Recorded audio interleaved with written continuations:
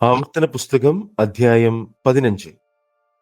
7 ആണ്ട് കൂടുമ്പോൾ നീ ഒരു വിമോചനം ആചരിക്കണം.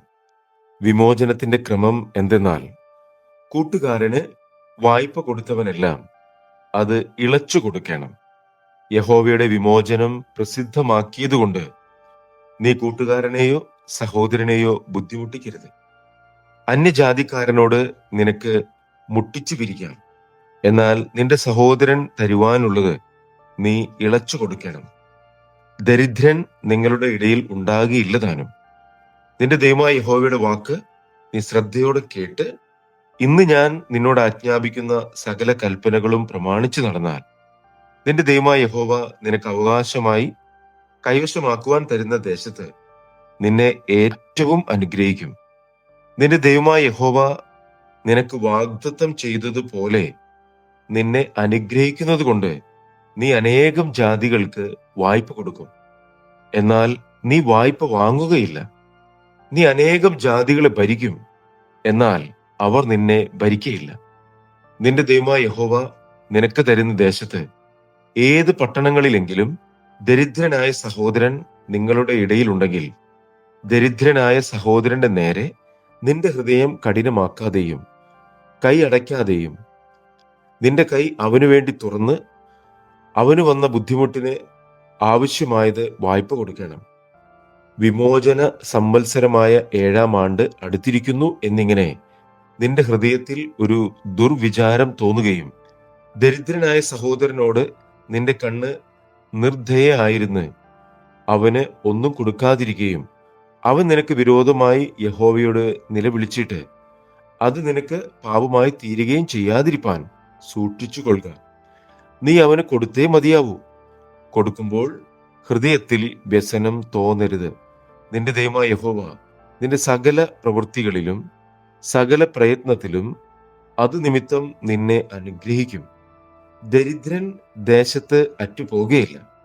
അതുകൊണ്ട് നിന്റെ ദേശത്ത് അഗതിയും ദരിദ്രനുമായ നിന്റെ സഹോദരന് നിന്റെ കൈ മനസ്സോടെ തുറന്നു കൊടുക്കണമെന്ന് ഞാൻ നിന്നോട് ആജ്ഞാപിക്കുന്നു.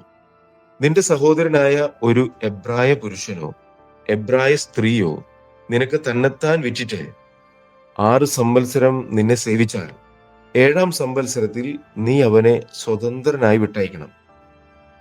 അവനെ സ്വതന്ത്രനായി വിട്ടയക്കുമ്പോൾ അവനെ വെറും കൈയായിട്ട് അയക്കരുത്.